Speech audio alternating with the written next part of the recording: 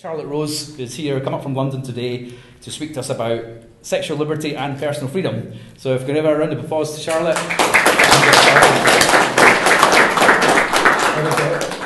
Well, thank you for having me and thank you for coming along today. I've not prepared anything specific for me to reel off information to you, but I just wanted to tell you a little bit about me and where I came from and what I've been doing. So I'm a sex worker, I'm a sexual trainer, I'm a political campaigner. I've got a radio show that I talk about sex once a week, which is fantastic. I'm a sex educator and I do a lot of political work in regards to sexual freedom activism. I stood for MP twice against UKIP in the by-elections with Douglas Carswell and Mark Reckless. I was standing as an independent. It was nothing as such as me to be able to radically change people's perceptions of personal liberties, but it was there to raise awareness of the different issues that's going on today right under your noses, and that some of you probably aren't even aware of what's going on.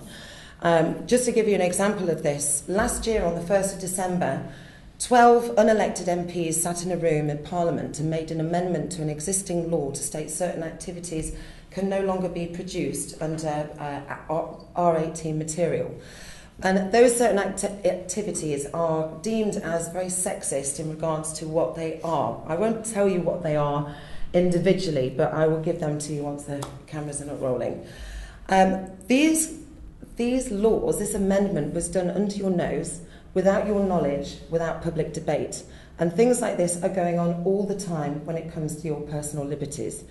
What I stood for in Parliament was the decriminalization of sex work, better sex and relationship education at schools, and sexual equality for the elderly and disabled when it comes to personal liberties. Now, I don't know if you are fully aware of what all of those entail, but it all goes in the form of you having the right to be able to express yourself equally. See, these are attacked all the time. So if I talk to you just slightly about people who are elderly and disabled, people who are elderly and disabled may not be able to get the same intimacy as what you or any other able-bodied person would. So they do go and see certain sex workers or providers for that intimacy. What the government wants to do is what they've already done in Northern Ireland, is they've criminalised the buying of sex. So not only has that put sex workers in danger, but it's also penalised these people that use sex workers for their own sexual expression. Do you think that that's fair? Do you think that's fair? See, the thing is, it's debates like this, it's talks like this that raises awareness, and we need to be doing more of it. So let me just go right back to the three main points. So we've got decriminalisation of sex work. We've got sexual equality for the elderly and disabled, and better sex and relationship education at schools. Now, I don't know if you know this, but as any parents here? I'm also a parent. I've got two children. Mine are 15 and 16. How old are yours? Both 5. Both 5. So I don't know if you remember when you were young, but when I was young, we had the local police officer, when they used to be local, and the community officers would come into school, and we were given a recording, a record, and it was called Say No to Strangers. And it was done in a way that it was performed in a song, and it made the children of, this is 1985, aware that we're not to talk to strangers. It didn't create fear, but it made us aware that if we are on our own, we're not to talk to somebody that we don't know. This is how we have missed out of in regards to the basic principles of standard morals within our growing children. Children are growing up unaware that they have been sexually assaulted from either parents or other adults within their community. And the reason why they are unaware of this is because they've never been taught about boundaries and about consent. Sex and relationship education at schools is not mandatory. So the teachers are not compelled to teach it. They do not need to teach it. If that school disagrees to that, your child will not grow up knowing that if somebody touches me in the wrong area, that's against the law. Do you think that we need to do something about that? Would you think that for the safety of your children? We're law. We need to speak to them about that already. See, this would be great. I mean, because you're already here, you've got the understanding that this is something that you'd already discussed with your children. But there are thousands and thousands of parents out there that won't discuss that with their children. And they don't want their children knowing about certain things because it's a double-edged sword. Am I putting particular images or way of thoughts into my child's head by discussing it openly and honestly? It's not like that. It should be deemed as the way that I bring up my children in an open and honest environment.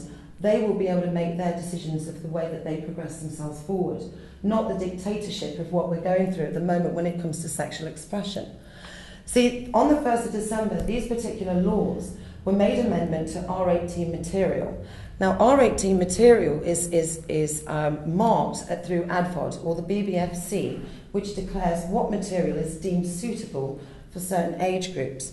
And what they've done is they've classified it as demoralising to the upbringing of a child, of a growing child. So when a child is getting to that point, maybe 11, 10, I mean it's getting a lot earlier now, about 9 years old, is looking at different ways of sexual expression, who do they talk to? Because they don't go to the parents, because they don't know what's going on with their body, because they're not taught it in schools, so they go online. Now this is where the biggest problem that comes through in regards to David Cameron's filters, for example, is that those filters that are put there in place are supposed to protect people under the age of 21. So if you were to type in a certain word, then those filters would block it. The problem with this is that if your child is growing up with a different sexual orientation and does not know where to go, that educational websites that are out there will also be blocked. So this is why these particular filters are absolutely useless. Do you know where the onus should be? Back to the parents. See, I stood at a party, another party who wanted me to come on board, and they said to me, but if my son takes my phone, and he can go on and look at anything he wants. That's not porn's responsibility, that's your responsibility as an adult. But the unfortunate thing is there aren't many parents like you guys here today that would be happy to sit down and talk to their child about the different areas of their body and sexual expression. So this is why it's so important to have this put into a curriculum at school. So that's just the sex and relationship education side of it. But just to add, in regards to the word relationships, it's not just talking about how to procreate. It's talking about how to build families, how to build unity with family. So to be able to sit down and talk through problems whilst you're in a relationship. And that's the difference, whereas sex education, when I was at school, I had a nurse show us how to put a condom on, and we saw a little video of a couple of bunny rabbits having fun, and then all of a sudden thousands of baby bunny rabbits. So for me growing up, I actually thought if a guy was going to touch me in that way, I'm going to give birth to thousands of bunny rabbits. That's not how it should be. It should be honest and be proud about the different names of the parts of our bodies. So, but that is just something that you can have a look into further. So, decriminalisation of sex work. Do people know the difference between legalisation, decriminalisation, and criminalisation? Yes? Yeah, well, legalisation is something that's controlled by the government, such as alcohol. Decriminalisation is something like that isn't controlled, like sweets or magazines or things like that. And obviously, criminalisation is making something illegal that's not necessarily legal. That's perfect. Gold star, definitely. And that's absolutely right. What we've got is Northern Ireland, for example, has gone completely backwards, and they've criminalised the buying. So people think that the Swedish model is the way forward. There is no true, real statistics to say that that is helping them in any way whatsoever. It isn't. You've got in New Zealand, since decriminalisation came in 2003, safety measures have gone up. So let me just bring myself back a little bit. If criminalisation were to come in, it means that if you're buying sex from me, you will be arrested. Okay? Legalisation for me means that I have to make myself publicly known on a website controlled by the government, my name, my DDF, which stands for Drug and Disease Free, and also about my safety methods of work. Whereas decriminalisation, what that means is that we can stop the penalisation of where people can still get in trouble. So you've got different factors of the sex industry which are legal and which are illegal. Curb crawling and soliciting are against the law. Whereas working as one single worker indoors is perfectly legal, but where's my safety?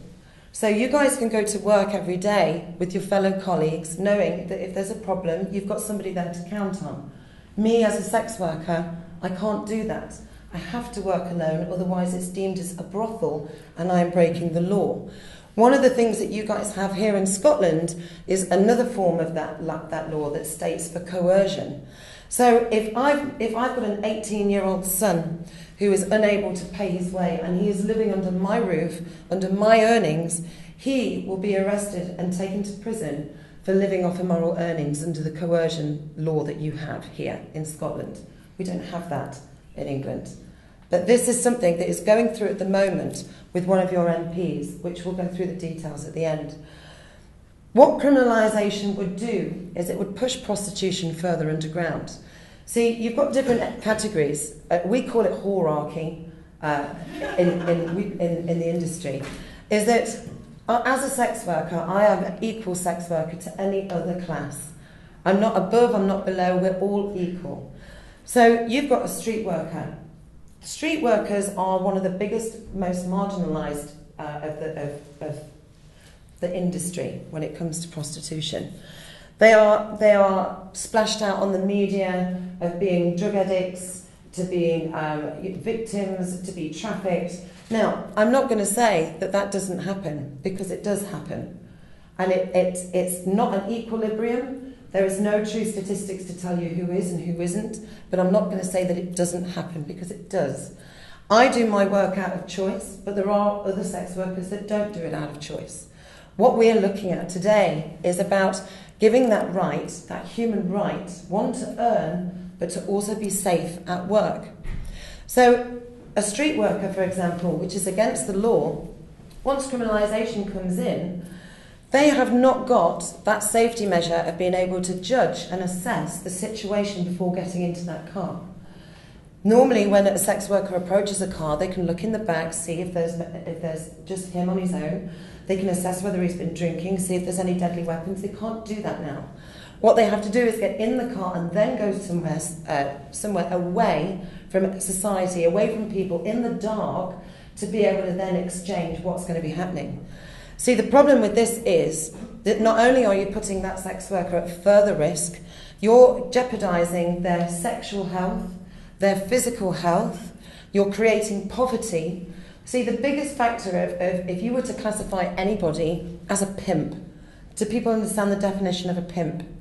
A pimp is somebody who is in control of a sex worker for profit, for gain. So if you want to think of anybody who is acting as a pimp, it's the government. Because the government are creating poverty, which is pushing people into sex work. And they are the ones that are pimping out these people to ensure that we can then pay our taxes and other assets of living that we need for living, because benefit cuts. You know, property prices are rising. The cost of living is increasing. When we also look at the criminalising aspect of it, not only is the sex worker at risk, but the client is at risk as well. Because it's classified as it will be illegal, you've got 2 points of that. One, the sex worker could then cause assault on the client. The client can't tell anybody about this. People with disabilities, for example, that use sex workers are penalised. So it's unfair for them as well. So the criminalising of sex work, not only would it create poverty, it would create competition. So clients would drop and competition would rise. So what happens then? Money goes down. They're not going to be earning the same amount of money as what they would, so they're going to have to be doing twice as much work with 3 times more risk, not only to their physical state, but their mental state and sexual safety state. So do we want criminalisation to come in? No, definitely not. Is there anything? Where would you say is the safest place for safest environment overall? I mean, like a brothel would be the safest environment you would think. One of the things that happens with brothels is if you're working indoors on your own, it's perfectly legal.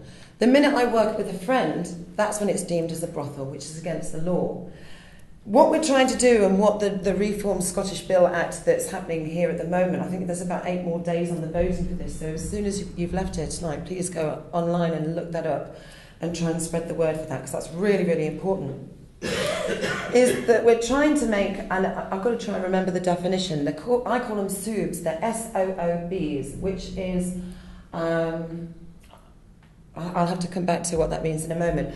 Basically, it means that it will allow two sex workers to work together. And when I say sex workers, it's not just women. There are men and transgender people that work in sex work. So one of the reasons why the Swedish model originally came into play was to protect women against violence. So it didn't even take into consideration men selling sex to men or transgender. So it's misconstrued in the fact of what it goes to anyway. So two workers will be allowed to work together. But then what we want to go for is up to 4 workers to be able to work in a premise together. And that's where they would have to go and apply for a licence. Now, this is where brothel keeping and pimping would get completely squashed, because the control would go away from anybody who owns that building, because it's legalised. We've got that, they've paid for the licence, you've got 4 workers there, and the onus goes back to the sex workers, so they can manage it themselves. So when you've got people like Rachel Moran, that comes in as a victim, as a survivor of prostitution, stating that decriminalisation is just promoting pimping and brothel keeping, it's completely wrong. It's very misconstrued information. What it does is it takes the onus back to the sex worker, which can empower that sex worker to work knowing that if there is a problem, they can report it to the police. Because criminalisation pushes it so far underground that sex workers don't want to report any incidents, any rape, any abuse, any battering, anything like that. You've got deaths that has been happening all over the place. I know that David's been telling me of what's been happening here. There was originally a lot of sex workers that were killed in Merseyside, and they created the Merseyside model, which was particular areas that were deemed as the red light districts, which means that sex workers can go and work in those areas at certain times of the day, knowing that they're safe under the policeman's watch. And if there was an incident, they can report it to the police as a hate crime. Rather than being penalised just because of what they did for a living, they were able to take that seriously. Because whilst that doesn't happen at the moment, crimes do not get reported. And this is the problem. You've got Scott Pep here in Scotland that deal a lot with sex workers. But you've also got the National Ugly Mug Scheme. And I do apologise, I have forgotten to bring all the badges and everything, but I can leave them here for you. And what they do is you register to that area of the National Ugly Mugs, and whenever there is an incident, they will then text you to let you know that the description of the man, the possible age, what kind of happened, and where to avoid. We need things like this in place, because this is the only thing that can protect sex workers whilst the laws are what they are right now. So if I get raped in my home as a single sex worker, do you think that rape will be taken seriously? Or do you think I'm going to be penalised because I'm a sex worker? So you've got all this that's going through with sex workers, and this is why decriminalisation is so important. Sexual expression and sexual freedom is your God-given right. The Human Rights Act states that you are allowed to earn a living. So as a sex worker, I should be entitled to earn just as anybody else.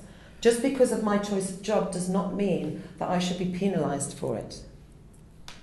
Any questions? Yeah, I'm interested in, libertarians were always looking at best practice around the world. Where does something work? Where does things? I mean, which country do you think is that best practice? New Zealand. Situation? What we want is the New Zealand model. So in 2003, the New Zealand model was brought in that looked on ways to listening to sex workers on how to be able to incorporate best practice, best policies. and they have it. And this is what we want to adopt, and it's pretty much on the same standards of what Amnesty International want to do with full decrim. The unfortunate thing is that people don't quite get the understanding of what full decrim means. They hear decriminalisation for pimping and brothel keeping, and that's where the alarm bells ring, and that's the unfortunate misconstrued information. But their policy is the best policy, and it's exactly what I've just gone through.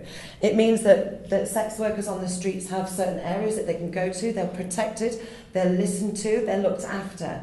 Girls can work together in pairs for safety. If they want to put mini brothels in, up to 4 workers, they can, but they have to apply for a licence. So it's professional, it's legitimised, it's easy working. People pay their taxes. I'm a sex worker, I pay my taxes. But I can't write down when I wanted to go for a mortgage that I'm a sex worker, because I won't be given one. But at the end of the day, it's one of the oldest professions in the UK, yet we're deemed as the lowest of the low. At the end of the day, we're not asking to be put up there and be recognised as an industry in that sense. All we're asking for is the right to be safe at work. What about Amsterdam? The unfortunate thing with Amsterdam is all the windows now are getting closed down. And it's exactly what I said to you in regards to the red light district in Soho. Now, the unfortunate thing, what happened in Soho about a year and a half ago, just short of 2 years, was there was riot vans, and there was about 40 charging officers that went into sex establishments, and they pulled sex workers out into the streets half naked, and they were mocked by the public, they were taken photos of and marginalised even further by police. So if society sees that this particular activity is going on by local authorities, that's not going to do us any favour with voting for votes from the public, is it? If the police are able to treat us like that, because they stated that they were being trafficked, nobody was being trafficked. All of them dragged out into the street half naked and put on the floor with their hands behind their back, told that they were trafficked and that they were being arrested to keep them safe. They had all their earnings taken off them, because it's not as though we give out receipts, I'm afraid, but they were left with nothing. That was humiliation by local authorities. That's not fair. Everything you've said seems really reasonable. What's the reaction you're getting? 'Cause I guess we're all, I think, is everyone kind of vaguely in agreement with that? Or but what else? See the hecklers apart from you. What's the reaction elsewhere? Like, 'cause I would suggest that this seems that if you put that on the TV, a lot of people would go, yeah, that makes perfect sense. Reasonably logical. Exactly. So, like, why isn't it? Why isn't the attitude, if it isn't that, to be accepted as kind of a mass? Well, I'll give you an example. Rachel Moran, who's from Ireland, she was on the Sunday morning live debate with me. And one of the things is it's again, the misinterpretation of what the words mean. So when Amnesty International backed full decrim, all it was a ideology of how it should be. It wasn't until, and I do apologise having to refer back to my phone, but the Prostitution Law Reform Scotland Bill, and how would you pronounce that last name? Urquhart. Jean Urquhart. Jean Urquhart, MSP. Not surprisingly, Highland and Island. That's real. But the bill that she's wrote, it's 45 pages long, and that has everything broken down in it into a strategic plan. It states in there, she even says in her own words, that we're not glorifying the industry of people like to do it out of choice, which is me. We're not marginalising the industry for somebody who is being coerced. That could be somebody else. We don't do hierarchy. I am not the voice of the many. I'm just the voice of me. But I can only tell you the best practices that would perceive all of us in that sense. The reason, again, I tend to veer off the answer. It's when people hear pimping, when people hear brothel keeping, and then they hear decriminalisation, people think, good God, this is just a perfect way to me to set up a brothel of 100 girls, and I'm going to be a mega pimp, and I'm going to do this and this and this. And this is the unfortunate thing where the media does not help. I did an interview with RT when I came back from a study at Manchester through the Ugly Mugs conference, where the University of Leeds had done a study on 260 sex workers about why they went to work, why they did it, you know, what were they scared of.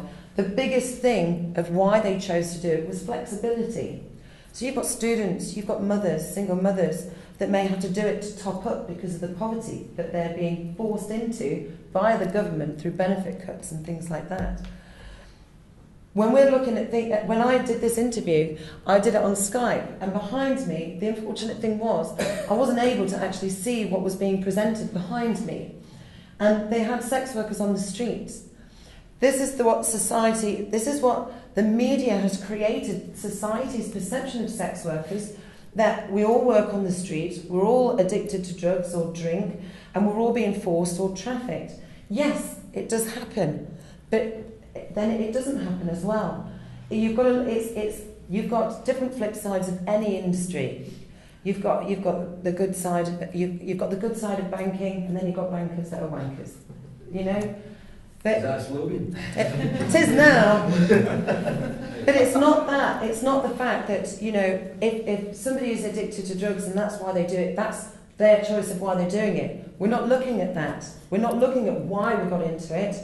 What we're looking at is, let's make us safe at work. You know, there's been too many people who have died. There's too many people that are being caught up and penalised. Once a street worker has been caught on the street, they're giving an ASBO. Normally it's supposed to be that they get 2 warnings and then they get presented with an ASBO. Once they've got that ASBO on their record for prostitution, do you think anybody is going to hire them for a job? So do you think that is more damaging? So this is why we need certain areas designated. So that society, we know that it's there. Bringing it more out into the open is the best way forward. It doesn't mean that you're going to walk down the street and there's going to be a prostitute on every single alleyway. It's not. It's not that. It's not about that. It's about being able to work together in safety. I think you're making you're kind of lumping all sex workers together a bit. In the my impression is that you made a choice, but somebody who's taken to street working isn't really making a personal choice. They're a victim of circumstance as much as anything. We're all a victim of circumstance when it comes to poverty. poverty. Perhaps we would go and do something else, but we probably wouldn't be working as a sex worker. It might be if they were given a choice to work indoors. Maybe they would take that.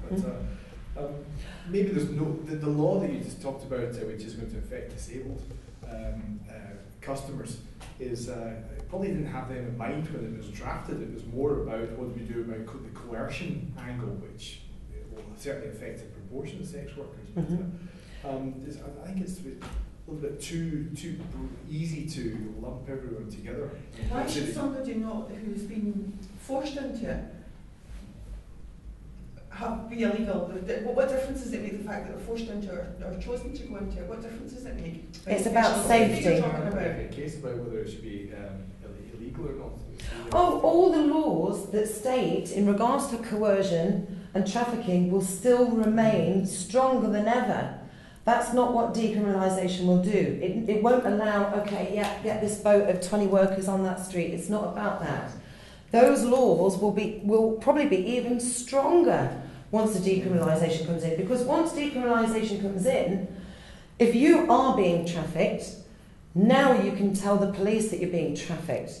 Because whilst decriminalisation is not there, she's going to be so fearful, or he, to be able to go to the police and say that they're being trafficked because of the penalisation that person would get from the police. Especially if they're trafficked from another country here. In migrant workers and sex workers of colours, I'll give you a statistic, because I think you need a statistic. When it comes to traffic numbers, there's 230,000 sex workers working alone in London. 8% of sex workers of colour are trafficked. So what's 8% of 230,000? My maths is not that great. 3,000, 12,000? 18,000. 18,000. So 18,000 that's trafficked in that large proportion. 19,000. The numbers that people read out in newspapers and the government seem to spew out all the time are inaccurate. They're really not. The only time you can get real true figures is through academics who have delved into that specific area and done that specific study. We had the evidence meeting from the ECP, which is the English Collective of Prostitutes, a couple of weeks ago in Parliament. The evidence is there. We even had Rosa Lyons, who's in Sweden. So their evidence, of course, is going to be the most important, seeing as they're the ones that's had the Swedish model incorporated into Sweden. It has not changed anything. It's got worse. People have gone underground. There's more abuse. There's more rape. There's unreported crimes that cannot be passed to the police because the sex workers will be penalised and arrested. You've got other countries like Thailand, for example. They actually take it in turns to get arrested to allow another sex worker to work on that corner. You know? It's the bribes. There's $1.7 million that is getting passed through Thailand's policing system through bribes from sex workers. And obviously the criminal element that will be running them, because it is illegal as well, there'll be obviously a criminal under. But yeah, some people take it in turns to get arrested to allow the other sex worker to work to get money. Some religious groups and individuals who deem themselves with a high moral standard just see it questionable about the exchange of money for sexual gratification. Although I'm sure a lot of them are doing probably a lot worse anyway. So, but they seem to take the moral high ground to stick their nose into other people's business when it's involved in sex. What would you say to those individuals and that just deem it as immoral, a bit like prohibition in the States? See, the unfortunate thing is I'm very much everybody each to their own opinion, but unless that's fact, that's just your opinion. It really is. But they want to enforce it on others. They want to enforce that opinion on others. Yeah, but this is why you need things like this, to raise awareness of the facts. Could I ask a question? You've mentioned a few times the Swedish model, and you've said that it's not worked and it's made things worse in Sweden, and you've contrasted that with the model in New Zealand. But we've not actually received any details of what the Swedish model is and why it's not working. So can you clarify that? Yeah, the Swedish model is the criminalisation. That's what they've done. They've incorporated the worker and the of the buying, of the purchasing, So of the purchasing of sex. It's like prohibition, basically. So is that on the sex worker and the purchaser? No, it's purchasing sex. Right. So it's not the sex worker that it's like me saying to you, there's two oceans. This one's got fish in it. This one hasn't. But I'm going to let you go fish in that one, but there's no fish in it. So they're allowing me to work as a sex worker, but I can't get any clients. So the only clients that will come to see me, all the good quality ones would go, and I'll have risk takers. So the risk takers, there's two factors of the risk takers. One, they can haggle with me because competition will rise and the value of that work will drop because I've got to start bartering. Also what we're bartering is my sexual safety.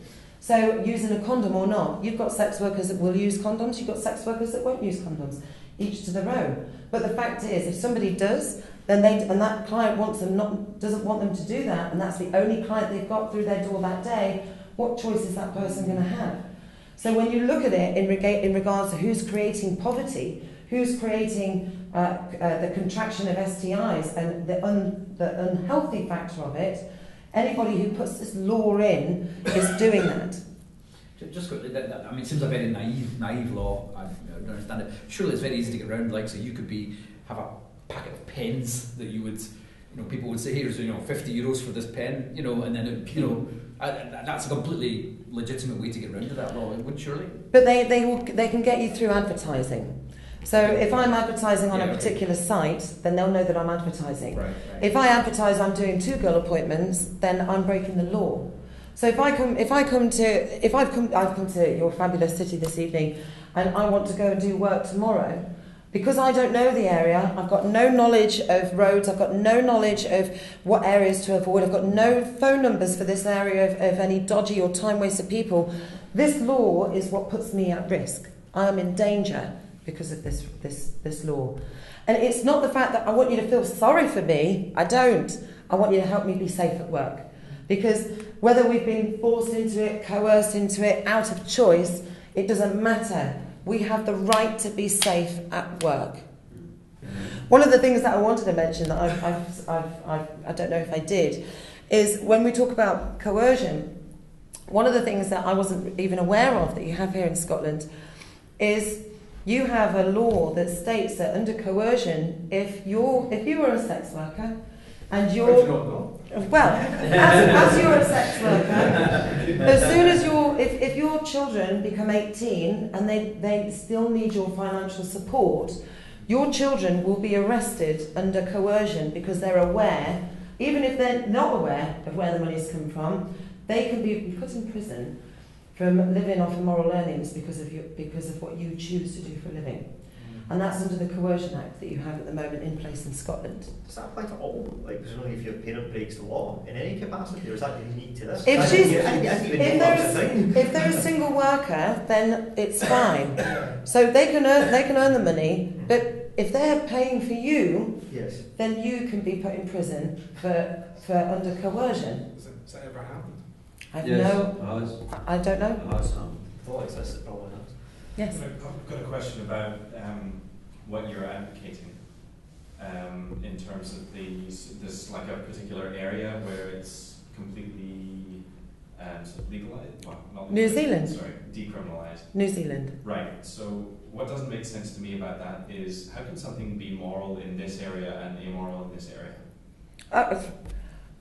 That's the same as anywhere, though, isn't it? You know, it's you've got Northern Ireland's got criminalisation in already. You guys are still wavering on what bill's going to go through here, and we haven't really got anything in the state of England apart from the normal laws, the prostitution laws, that states that curb crawling, soliciting are against the law. That's it. I appreciate that. Do you mean like a safe area within the country or within a city? Yeah, I just want to make sure I'm understanding. Okay, well the Merseyside model, that works in Merseyside. So the unfortunate thing is it's like a death on a road. If all of us complained together that the road outside was dangerous, there needs to be a pedestrian crossing on there. It wouldn't be until somebody's died that they would put one there. You know, that it's prevention, it's crazy. So what happened in Merseyside was 5 women, I think it might have been more than 5 women, were killed as sex workers. And it wasn't until then that they incorporated the Merseyside model. What that does is it means that sex workers on the street are able to report crimes as a hate crime and they're not penalised. Because if I came to you as a police officer and he says, well, where do you work? On the street, I'll get nicked. I'll be given an ASBO and I'll be put on my way again. And that, you know, so my future in the sense of if I want to get full-time employment and that, I've got no chance unless I do a different name. So that's not actually helping people get off street work. It's not. It's putting them right back there because now they've got no choice. Because they've got nowhere else to work. So what the Merseyside model does is it allows sex workers on the streets to be able to work in designated areas at designated times, creating the safety factor. And that's what we need to be doing. I understand that, but why don't you want it just to be legal everywhere? Like, it doesn't make sense to me. Why should there only be one area? Is that the long-term goal? Like, to eventually move into that? Because I would kind of see that and say, surely should be viewed as being, like, either you can't view it as like, 1 minute it's immoral and wrong, but if it takes place here, then it's all right. Surely the societal view would eventually have to come around to going, this is something that we're now doing, and that's what it is. Well, you guys have got such a great established political triumph that's just gone on here in Scotland. So you guys here have actually got an opportunity to be able to lead by example, I think, when it comes to this particular law and progressing it elsewhere. The unfortunate thing is that, you know, I'll give you Caroline Lucas for a start. She was the only elected MP of the Green Party, yet the Green Party stated that they stood for full decriminalisation, whereas she didn't.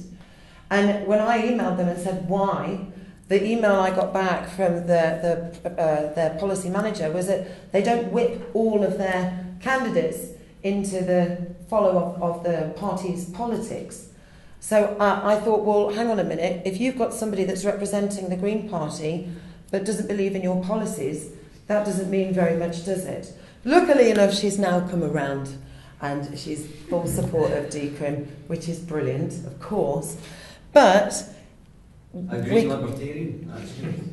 we can't. It won't happen everywhere overnight. You've still got the kind of thumbs up from the constituencies as well, and it's also about the policing areas. So it's like the Metropolitan Police; they will deal with so many constituents. So if they were to take it on board, those constituencies would have those areas. So it's even if the law gets passed, we still have to be able to work it and strategically place it with standards and procedures to ensure that everybody's safe and everybody knows what's happening.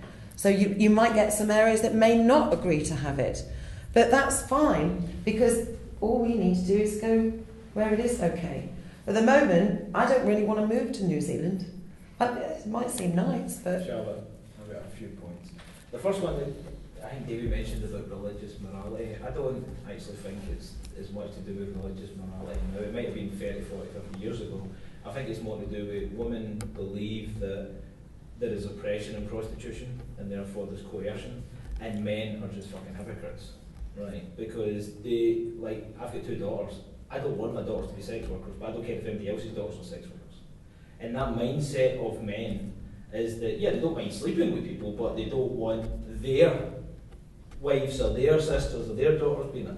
And I've noticed that with a lot of people that, yeah, but it's always okay until it's theirs. But that's an emotional factor. Yeah. And moving on to that is the other thing I think is to do with like property. You said that if you put it in a certain area, Oh, it devalues the property, yeah.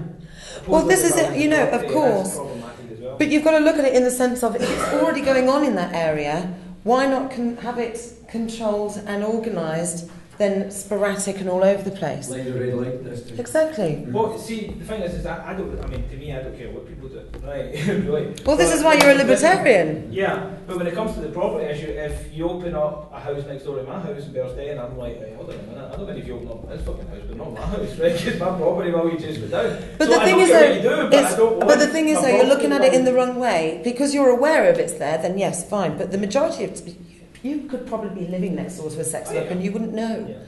The fact is that, you know, just because of the way that society deems us as all being apparently PVC, fishnet stockings associated with drugs and crime and everything like that, that we're going to bring it to your next door neighbour. Yeah. It's not like that at all. And my last point, I think if somebody followed some of my stuff on Facebook last week, I think everybody pays for sex. Some is just don't do it with cash.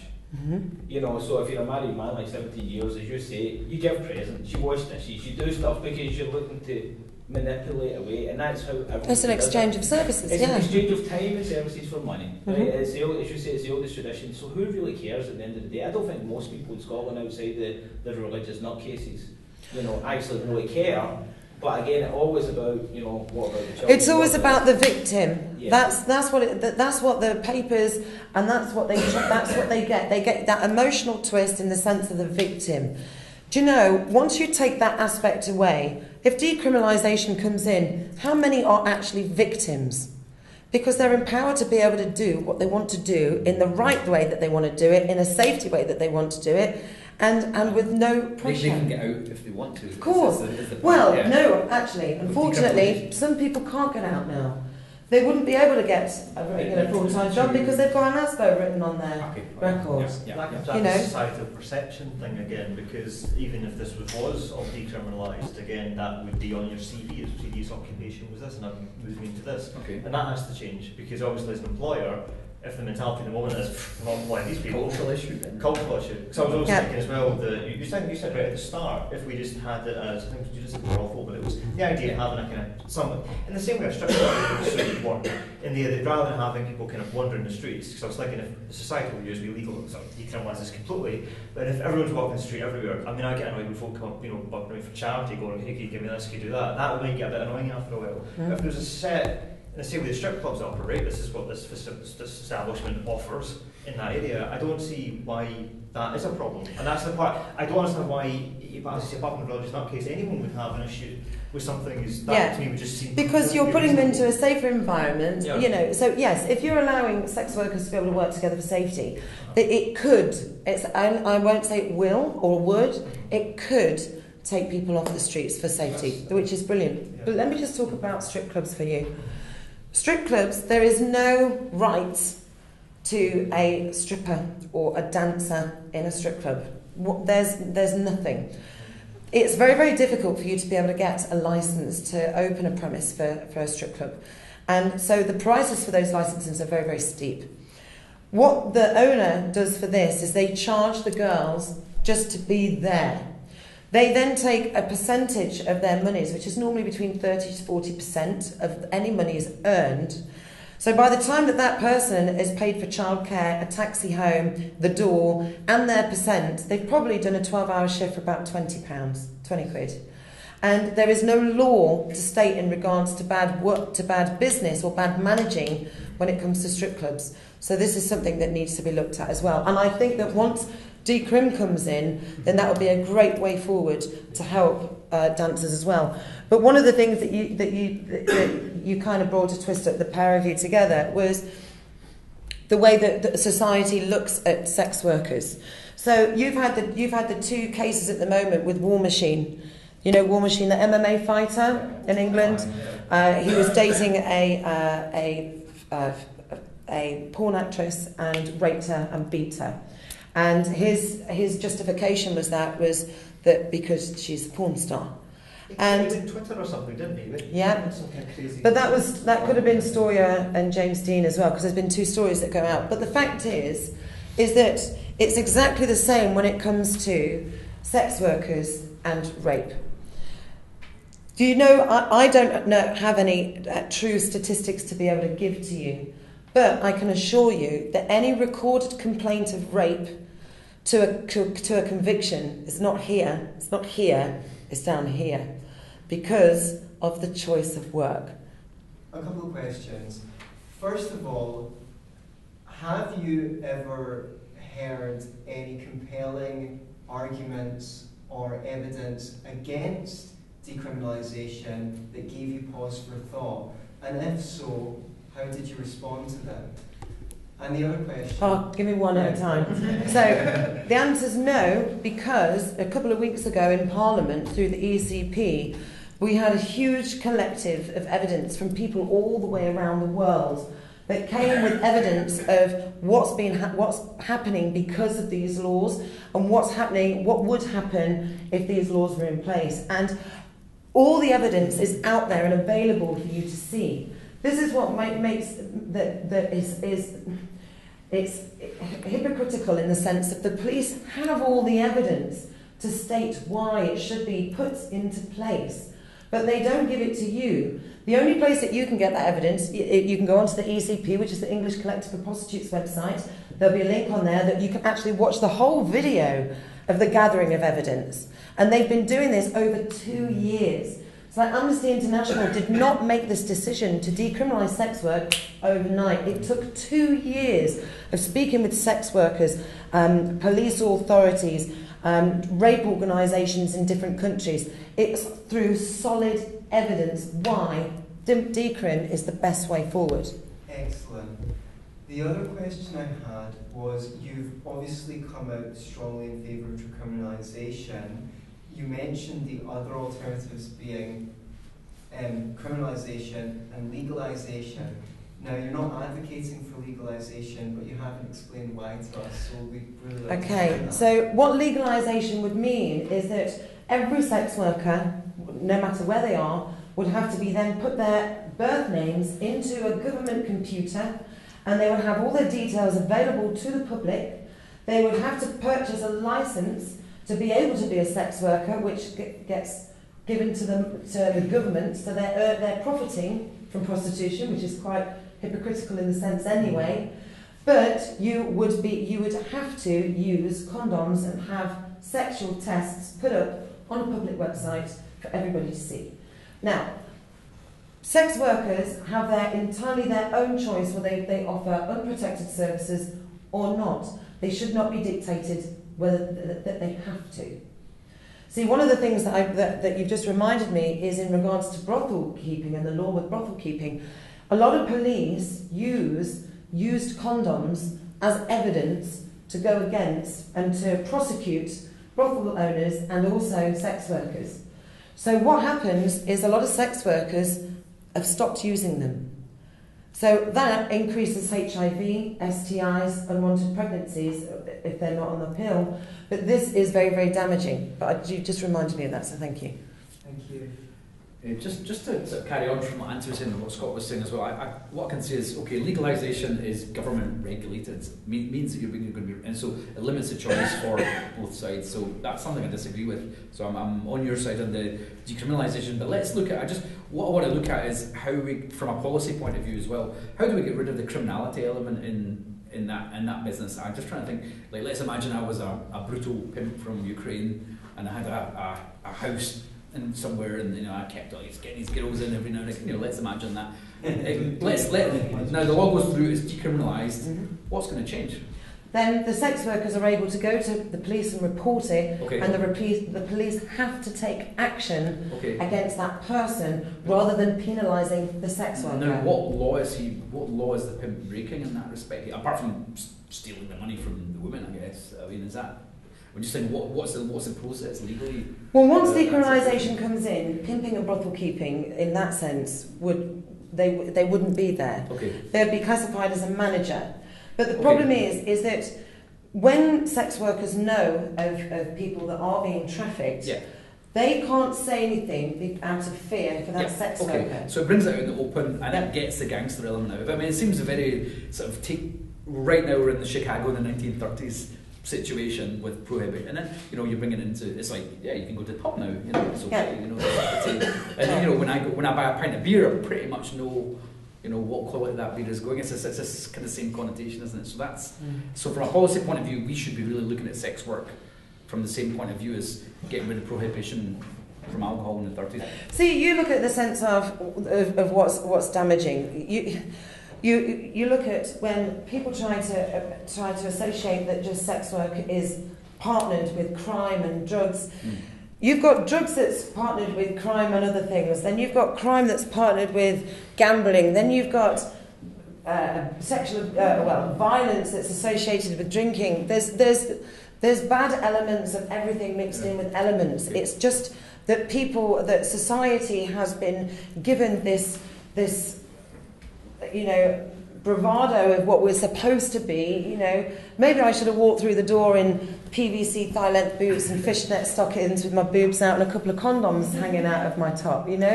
It's not like that. When I go and give talks in universities about sex work, about decriminalisation, you've got different categories. You've got people that work on the phone, you've got people that work behind a screen, webcam girls, you've got people that just see specifically people with disabilities, you've got so many different categories. I guarantee you that within that 300-seated room, there was at least 5 sex workers in that room. And I wouldn't be able to pinpoint who they were. I wouldn't. And that's how it is. Just because you've seen pretty women and they're walking down the street wearing what they're wearing does not mean that that's the ideology of what a sex worker looks like. It's really not. So when you see that image, and this is going back to the RT video, when I saw that image, I thought, next time I'm there, I'm going to have them about that. And I did. And they got me into the studio. And I said just that. And I said, it's images like this that is putting us in further marginalisation because of the image that you are creating, not for what the image actually is. You don't see 30 sex workers grouped up on a street corner waiting for cars to come in. You don't see that. You might see 2 or 3. If you've got a designated red light district, you might see 6 to 10. But that's it. There's not thousands of sex workers. We don't have armies of sex workers that's going to come and get you. We don't. Is there like a kind of, you've seen a lot to do with kind of presentation of language, but I guess to a degree it is there like terminology, like something that if because we're using positive words like pimp and stuff like this, which obviously really isn't helping anything, is there terminology amid the industry that is better reflective of the industry? No, it's a pimp. It's a pimp. If you were to like do a TV interview, for example, if you're banding about stuff like that, connotations stuff comes out, is there a kind of way to communicate? Even when you did that TV interview, like when you were using terminology like that, or were you just that, and that's just it? Everything I've said to you today is pretty much how I talk. A madam would be the female version. Would that be correct? A pimp and a madam, is that the same thing? You don't really get many madams, really. Apart from Cynthia Payne, she was a madam. She was. Yeah. Yeah, glorify. I was reading some Flashman there, and he's always writing about that kind of stuff. But it's weird, I suppose, you know, there is certain words that are in the industry that, for example, only we would say to each other in the industry. You know, it's like different, you know, people of colour, how they would greet each other in certain areas. They have certain words that can only really be said by them, and you know, we do too. But it's not something it's known worldwide. I'm sure you know the word that I'm talking about. I can say it to my friends. I can. But we laugh and joke about it. But if you were to say it, then yes, it probably could cause offence. But it's not. It's just a word. And I think what I'm trying to get is so the objective would be not, we're saying this is what it is what it is, and we're going to talk about it like that. This is what it is. We're not this is how it is. Sort of like rebrand I'm not fanning about. Kind of Nothing like that. This is what it is. Yeah, It's a pimp. It's a brothel. Yeah. That's what it is. It's a strip club. You know, even strippers sometimes don't like the word strippers. They prefer to be performers. You know, in the same as porn stars, they prefer adult performers. Yeah, you know, you've got little twists on things like that, but I've pretty much said it how it is. Cool. Nice. Yeah. I'm interested, Charlotte, in your ideas about regulation or self-regulation, basically, in the thing. I mean, we're always looking at how you regulate without regulating, basically. But the thing is, though, the porn industry do that already. It's very self-regulated. Mm-hmm. That, you know, as a sex worker, I go to the gun clinic once a month. I don't even offer unprotected services, but I do that because it's nice for me to do that. I can tell my clients that I've done that. I can tweet all about it. I usually don't want to know half the tweets I put out there, but you know, I tell people this is. It's weird, is that... Can you explain that to the guys? I think you told me. The gun clinic. So well, for a start, I don't offer unprotected services. So you've got oral and vaginal or anal sex that's offered. So whatever they offer is completely up to them. Some women don't. Some people will allow oral without, which is OWO. There's loads of little acronyms for these, like CIM and things like that, but I'll let you find out what that means. And, you know, so if a sex worker is offering OWO, oral without, then they'll have the back of their throat swabbed, because we're very, very... You are more likely to pick up an STI from a girl you meet in a bar than what you ever would with a sex worker, even somebody who does offer unprotected services. It's very unlikely. And you'll probably have more gratification from seeing a sex worker than what you would do is picking somebody up in a bar for a one-night stand as well. The reason why I got into sex work, I started, when I was 17 years old, somebody approached me and asked me if I've ever done any modelling. And I said, no, I've never done any modelling. And he said, right, well, come and see me on Monday. This was Saturday night, so it took me 2 days to get rid of my hangover. And then I got on the bus and I went over to see him. And he opened up the suitcase and it was full of leather and PVC. And I looked at it and I thought, well, why not? So I tried it on, and in January of 1998, I did my first shoot, and it was absolutely freezing. And I'm wearing these bits are covered. That's about it. And I'm in leather, and I've got a gun. I had a gun on that one actually. I had a gun. I'm on a Range Rover. I'm looking really fierce and everything. And then after that, I did a few more model magazines, and then I got into domination. So I was a dominatrix for quite some time. And I then came away from that. I did do a little bit of escorting. I did 2 jobs for escorting. And then I settled down, started my family. I got back into the industry around about 2001. But this time I was doing more publications. So I was doing a lot of work, taking photos and putting magazines together, and I had my own media company that way. I then came away from that, and I've set up loads of businesses, and I've got a degree. I've had my own health and beauty clinic. I used to be 17.5 stone, size 22. I lost 6.5 stone with Slimmer World, bought into the franchise, grew 1 class to 3, and it was very profitable. I've had businesses coming out my ears, and do you know what I love the most? I love having sex with people. That's what I love the most. And you know what? Out of all the jobs I've had in my life, that's the longest sustainable job I've had. And do you know what? Is that I'll be honest about something now. Is that I'm not going to go into sex work saved my life. but it really has made a massive difference to me. I used to be unbelievably, and I'm not joking, completely shallow, really shallow. I wouldn't even speak to you. If you were to come and speak to me in a nightclub, I'd look at you and then look away. I was a horrible person back then. Do you know what I love about my work now? Not only do I get to meet amazing, all different types of people, but I get to make them feel wonderful just for that moment. I get emails from people saying that, I do apologise if I'm wasting your time reading this. I'm 5'2", I'm 18 stone, I've never been kissed, and I was hoping that you would like to spend some time with me. And I understand if you don't want to, I've been told that before, and I apologise if I've wasted your time. And do you know what? That I will email them back and I'll say I'll be delighted to meet you. I'll be absolutely delighted. I'm going to meet you right smack in the middle of town. And when I see you, I'm going to give you a great big kiss and a great big cuddle, and we're going to walk hand in hand all the way back to my hotel, and we're going to have some great fun for a couple of hours. Do you know why I do that? Because everybody has the right to feel love and compassion in their life. And if I can do that for just a few hours, then that's me happy. This is why decriminalisation needs to come in. Because everybody has the right to feel love and compassion in their life, even if it is just for a small amount of time. Nobody has that right to take that away from you, no matter what. That is your personal liberty to sexual freedom. Providing it's consensual and it doesn't hurt a third party, nobody can take that, should ever take that away from you.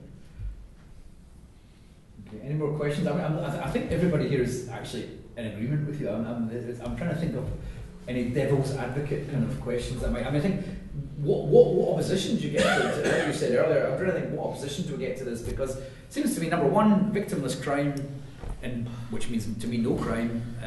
Number two, decriminalisation means no coercion, takes criminal element out of the whole thing. So to be absolutely ethically fine, we're actually on a once decrim comes in, yeah. Rather than wasting police time, attacking it, we'll be able to spend more time putting support groups in place to allow people, network groups, that if they want to come out, they can, and they have that support there. And as I say, the police kind of maybe the police think of it as a low-hanging fruit. It's quite easy to arrest the prostitute. So then, but it frees up them to actually catch real criminals. Do you know what the great thing is let me get, so this, what I'd like you to do when you go home is I'd like you to go on to National Ugly Mugs. They're called NUM. And the Ugly Mug, where that name came from, was over in Australia. So a collective of prostitutes over in Australia would call a bad client an ugly mug. And that's where the whole conception came about.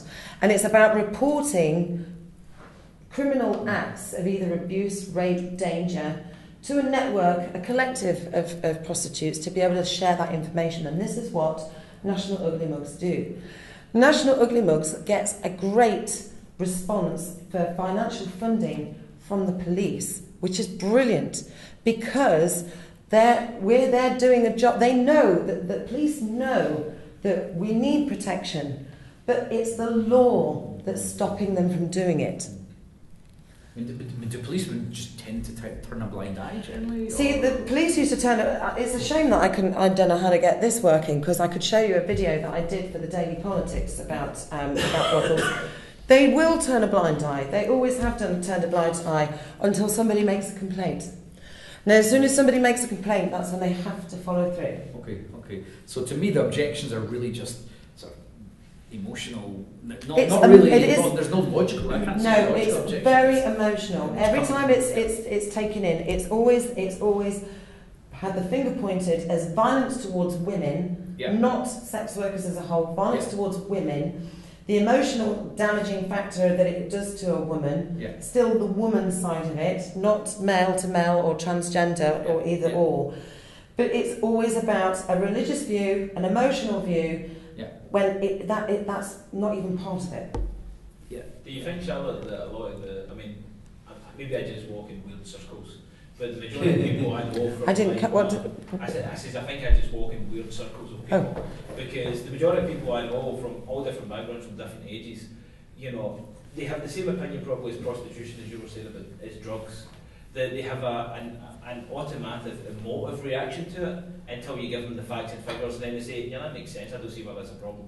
But at first, the first reaction is always like, oh no, we can't have prostitution because that's bad, we can't have people take drugs, and then you say, well, this is the reason why you do it, and this is why, safety issues, and then you go, that makes sense, I don't know why I'm against that. Well, this is it. If I said to you guys, how would you describe a prostitute? Sexy, I suppose. Provides a service for money. So if you were to visually describe a prostitute, before I had spoken, maybe I should have asked you, because it would have been the Julia Roberts Pretty Woman style, right. Whereas I'm a prostitute. Yeah. There's a huge difference. You've got boots on. Well, I didn't have time to put tights on, so I put my boots on that I was wearing today. You sat in the car, wait, come on. Yeah. We've as a party already want to decriminalise it as well as drugs, so we've already seen that decriminalisation by the Dutch. The Dutch model, whether it be for sex working or the decriminalisation of cannabis, has not made the Dutch economy fall off the edge of a cliff. So we've already seen it in Europe, and we've already seen it as a proven entity, and a model that can be followed in Scotland, and almost verbatim what's actually happened over there if the populace elect us and we get in power. So you've actually brought up a good point, and one thing that you said as well is that, did anybody see the documentary Sex in Class? So there was a lady from the Netherlands that came over to England to teach, it was about 20 kids, 10 girls, 10 boys, about sex and relationship education. So one of the first things that she put up 2 big posters of vaginas on the wall, and they're all in different shapes and sizes, and hair, non-hair, small ones, petite ones, big ones, And they actually asked the boys to go and pick which vagina they liked the most, and they all went for the one that was like this, straight legged apart, no hair. And that was actually the model, this was a cartoon by the way, of an 8-year-old's vagina. And they were all in horror. And the reason why that they've seen that is through pornography, okay? One of the things that when she was going through is that she gave the girls a mirror to take home, to sit there and inspect themselves and find out where their clitoris was, what it looked like, where the opening was, where the urethra was, and to look at their own bodies. One of the fathers phoned up, horrified that this woman had given his daughter, a mirror to look at herself. And she said, "Would you stop your son from looking at himself?" And he said, "No." So what's the difference with having your daughter inspect her own body? And that's the emotional factor that comes in. So I totally understand what you say in regards to the parent side of it.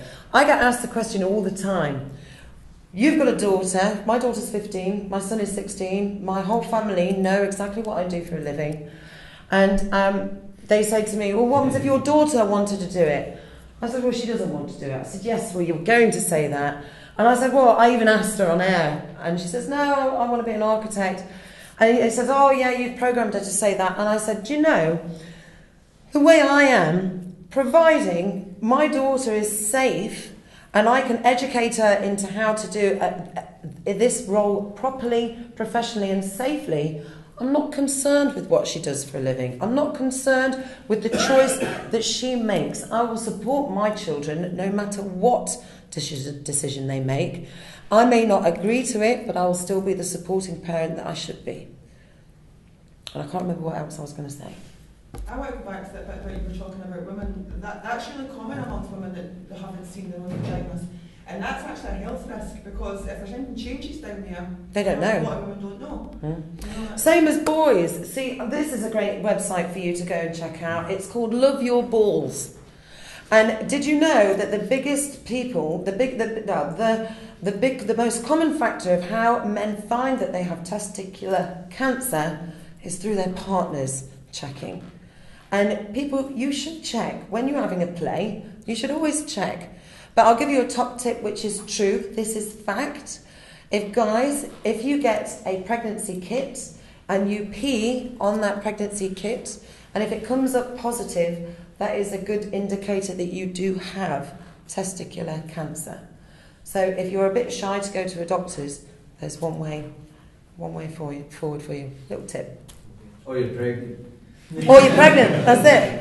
Yeah. That's a bit of cause of concern, but phone up the sun if that happens. Any other questions? I just wanted to ask you quickly as a final sort of takeout. You talked. Is this about relationship advice? Yep. Yeah? We're going to do relationship advice now? Yes. Okay. No, I failed miserably. You talked to me earlier about what the other things you're doing about. So, there seems to be a lot of the issues we've got against sex work is taboo. Cultural taboo, religious taboo, and just general guilt about the whole. And this, I guess it comes from religious and cultural backgrounds. Well, you do know who owned the largest amount of brothels within the UK? No. Was the Archbishop Canterbury? Church of England. Oh, okay, right. The Church of England used to be in charge of the majority of brothels in and around London. Mm-hmm. There's an area there that's called Crossbones, which is, I couldn't tell you how big the land is, but there's about 3,300 and something sex workers and children that are buried there. And the reason why the church buried them there was because they were classified as the fallen woman, which as an immoral earner, they can't be buried on holy ground. But they still did the dignified thing of burying them on top of each other and on top of like that. There's about 10 to 13 sex workers all stacked on top of each other with their children. But they were the largest owners of brothels in the UK. So I think the overall takeout is we need to just sort of the culture is changing. It's doing things like this. Yeah. See, we may be a small number here, but now you know this. You can tell 2 people, they could tell 2 people, and they will grow.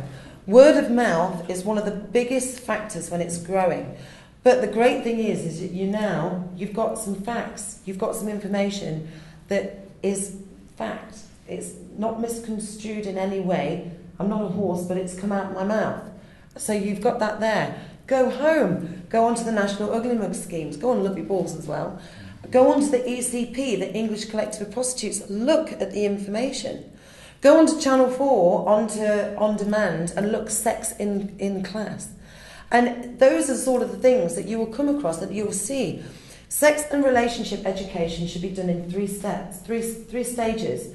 One in the bottom of primary school, one at the bottom of secondary school, and one at the top of secondary school. And it's not just about sex itself. It's about relationships. It's about sexual diversity, sexual orientations, about consent, about boundaries, about personal belonging, to be with somebody. If you fall out with them after a week of having a child together, you don't just walk away. How can we fix this? It's about relationships. Don't worry, this is going on YouTube, so you get it in more than 2 people. So how can we, one last question I suppose, you said that there was a law in Scotland in 8 days or something. What exactly is this law? Is it a bad law or is it a good law? This is a good law. This is you guys for good law, because that makes a change when it comes to Scotland. It's the Prostitution Law Reform Scotland Bill. If you go onto ECP tonight, you'll be able to find all the information on there. And basically, it's a proposal for a bill to decriminalise activities associated with the buying and selling of sexual services, and to strengthen the laws against coercion in the sex industry. So it's not taking any of the ballot element. It's not taking any of the protection side of criminal out of it. It's strengthening that, but it's giving the sex worker the right to be safe at work. Now, I've heard, whenever I hear things brought up about what we call progressive laws, like the Amnesty International thing a couple of years ago, the most virulent people who attack it are the women's rights people, most of the left-wing people, women's groups. They're the ones that do all the fighting and arguing about it, that I have seen on my Facebook page and other Facebook pages. Now, since the left-wing make up the majority of Scotland these days, this law, do we think it will actually get in there, considering that most men will vote whatever they're told to do? I don't know if they will, because they don't vote whilst she stood in there. They're all worked in the SNP, so if Nicola says it's a bad thing, they'll not do it. But, you know, it's one of these things, well, is there ways that we can lobby effectively in certain ways with information? Because everything I hear is always about this Swedish model and how that's a perfect model, and then when I looked into this Swedish model, I'm like, this thing is fucking barbaric, because not only do you have all the problems that you've mentioned, but you've got the government that then says, well, prostitution doesn't exist, so we don't need to invest money in any of these safety things because it doesn't exist anymore. Hooray, we cure prostitution. Well, the funny thing is, it's not reported because, you know. Go to Rose Alliance, because that's where that's Sweden. That's their alliance for sex work. And actually listen to the sex workers in Sweden. It's absolutely ludicrous that they've incorporated this law thinking it's protecting them when actually it's caused more damage, more dangers, and you've got the whole alliance of sex workers saying, look what you've done to me, but they are not listening. There is no real evidence, hard fact or statistic that the Swedish model is a good thing. There isn't. Is Sweden not now got the highest rape figures in Europe? For rape? For rape? I'm sure I've read that it's got the highest rape figures in Europe now. I don't know. I'm sure it has. I'm sure I've seen it in several things just now that it has. I remember 20 years ago I worked with heroin addicts in Glasgow, and there was a lot of prostitution for people feeding their habits. And I always remember, like, when I would ask people, so how do you think we can solve the drug problem? And to a person, everyone said to me, decriminalisation. That's the best way to solve the drug problem, because you take the gangsters out of the drug problem, you take the money, they can't compete with manufacturing heroin. It means it's pure, it's better for you medically, everything else.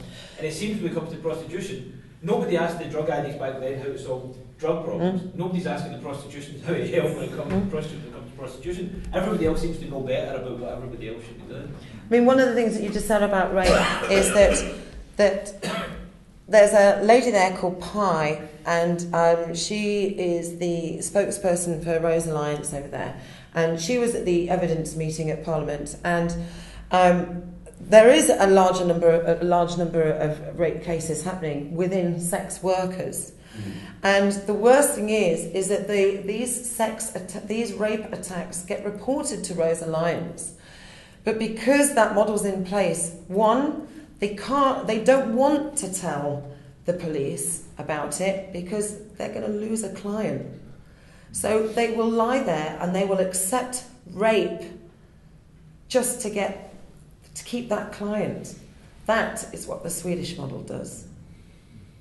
And is it true that they haven't actually prosecuted and no man has ever been in jail for the in Sweden? Services? Yeah, that's what I read online about the They said that they make a big furore about it. The woman, the prostitute can't actually, she can't be jailed now for being a prostitute, but the man for buying the services can. But they're not going to let them. They're not going to let them know who they are. Yeah, they're really not, because they need that client to survive. Yeah. All I can tell you that's hard, solid fact. Since full decriminalisation came into New Zealand, there has not been one reported death of a sex worker, which is brilliant. That's the most important thing. Yeah. Is it the same in Australia as New Zealand? Australia, they've got a couple of different things over there. You've got Fiona McTaggart, who is the Speaker of the Sex Party, who's the elected MP over there. It's weird. They've got more brothels, and they do their own safety features of inspection of a guy there, which is really, really good. Whereas we don't do it over here, not in our brothels, but it's called the light. You have to undergo the light where you have to put your bits on a little platter, and then she goes and checks it with a light, check you've not got lice and things like that. So they are more liberal over there, definitely. I don't know of any reported cases of death or crime or anything like that that's been stated that it's been conjoined with prostitution over there. Okay, but at least we have a model for best practice that New we can Zealand. import over here. Definitely. And take the criminal element out and make it safe, which is really, I suppose. Yeah. Well, this is it. It's the pimp inside, the brothel keep inside, which has been deemed. That will always remain the same. But when decriminalisation comes in, there'll be no need of pimp because the workers will be able to do it themselves without having to give percentages. Yeah. So they can't compete anymore. Yeah. But there will still be the option of a manager rather than a brothel keeper. So if somebody doesn't want to go in and start their own business, and they want somebody to be able to advertise them, market them and do that, they do have that, but once decrim comes in, that gets turned into a manager, and then they're able to put in sets a standard of procedure for the working environment. And they have the choice, and that brings us on a little bit to regulation. So I'm assuming that model brings standards of procedure. We don't ever want to use the word regulation within that's it. That's a good alternative word, Mm-hmm. actually. The R word, Yeah. Okay. Is nobody here seen the sci-fi Firefly? Yeah. The series, TV series. Yeah, the Americans. Yeah. I don't know if you've ever seen it. It's a libertarian sci-fi western, which sounds a bit bizarre. Yeah, I know, it sounds bizarre.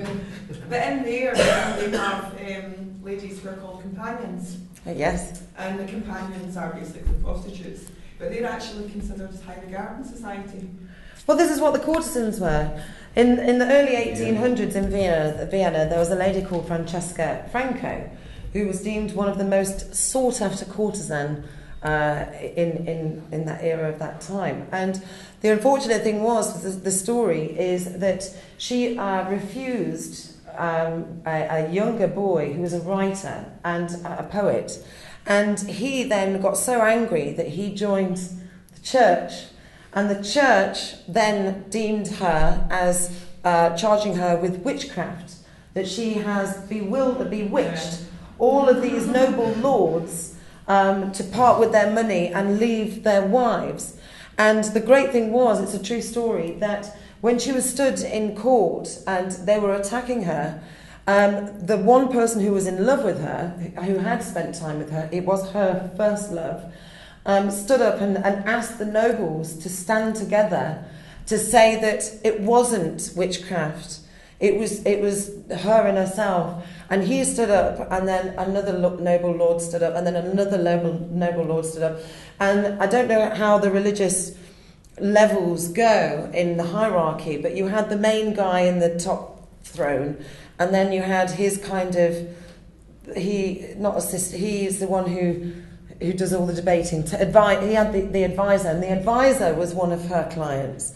And as soon as about nine or 10 people had stood up, he then said, I think maybe we should look at just, leaving it be, sort of thing.